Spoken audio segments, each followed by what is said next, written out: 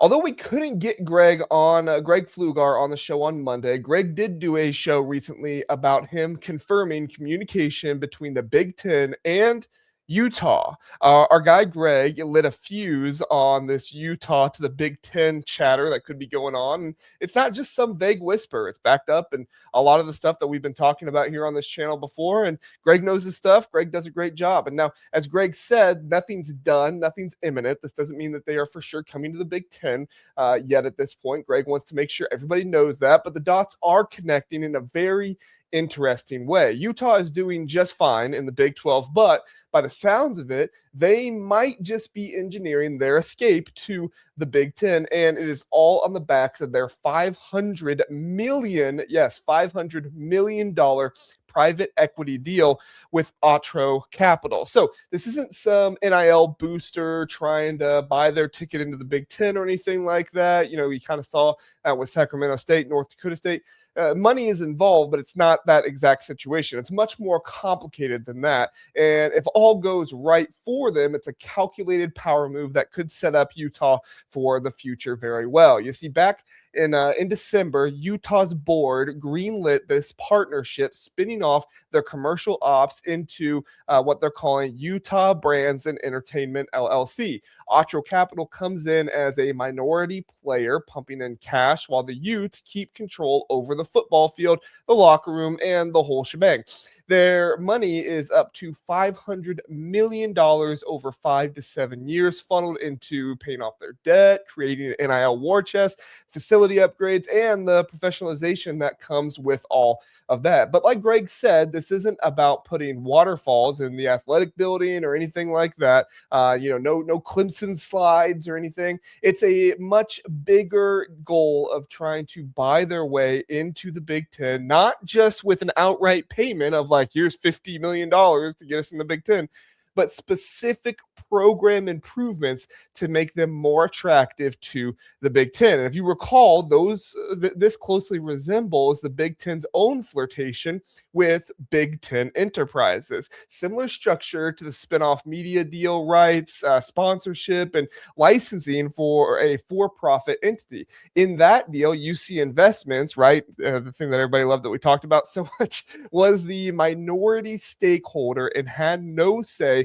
on coaches or scheduling or anything like that. Nothing on the field.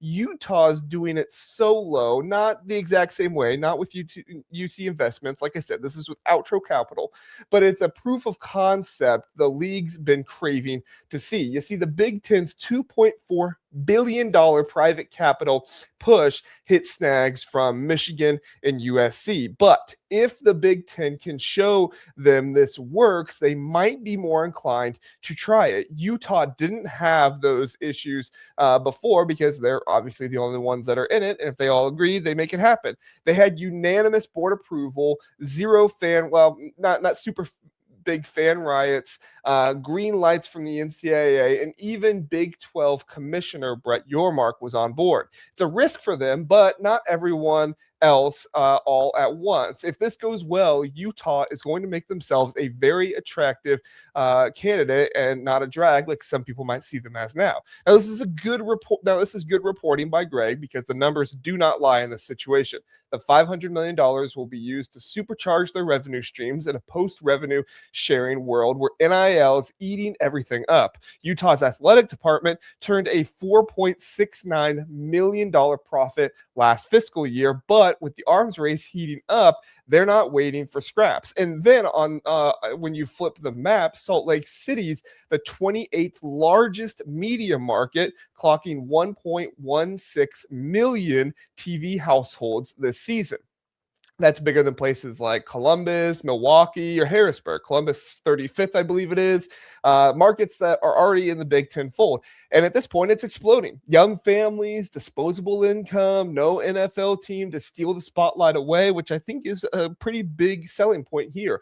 College football owns Utah. It is truly untapped, and for a league chasing national reach, that is absolute catnip for Tony Petitti and the boys. And of course, that should bring in viewership. Last year's Big 12 showdown of Utah and Texas Tech pulled just over 4 million viewers on Fox. Not Ohio State, Michigan numbers for sure. All right. We don't need to get twisted with that, but it shows potential without the blue blood shine. Pair that with their AAU status, and you've got a school checking every box. They have the research muscle, a mountain time zone bridge to the West Coast, kind of some crew over there for them of UCLA, USC, Washington, Oregon, and a fan base that is, that will be very college centric and not have many, pro teams to contend with them or anything like that. I think what we're seeing here is that this private equity play is Utah's version of a pay to play without the optics of a straight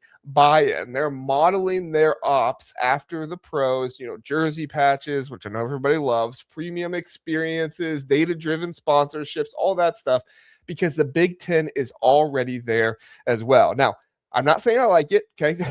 Don't get this confused. It's like JR wants big private equity now or anything like that.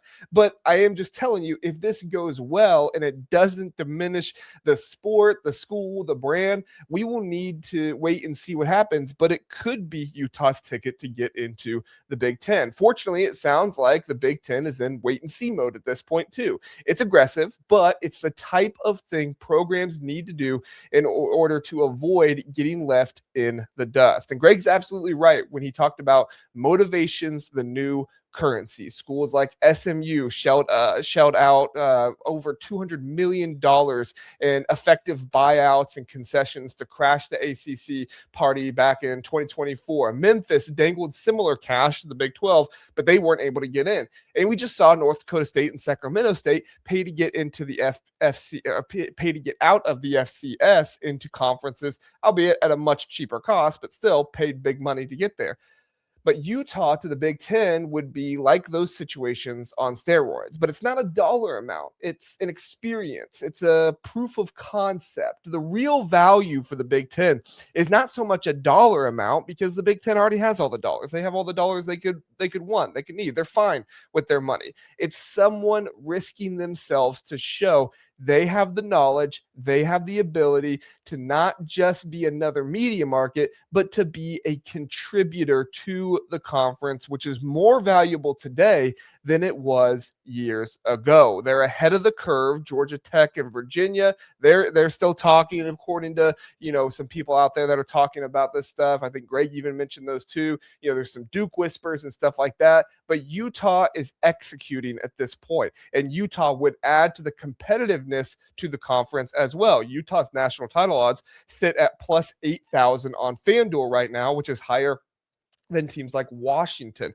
or Iowa. We'll see what their playoff odds look like, but that's kind of the ones we have on FanDuel right now. That would likely change if they join the Big Ten, but it shows they won't be just another 100,000+ odds team or anything like that, like we have several of right now. But this is nowhere close to being done tomorrow. Don't get it twisted. Utah's got hurdles, but this could be the exact proof of concept the Big Ten needs. If the deal structure lets them buy Outro in a few years, I think the Big Ten calls and lets them know, hey, we are much more interested than we were before. You see, it's not about immediate TV ratings dominance or anything like that.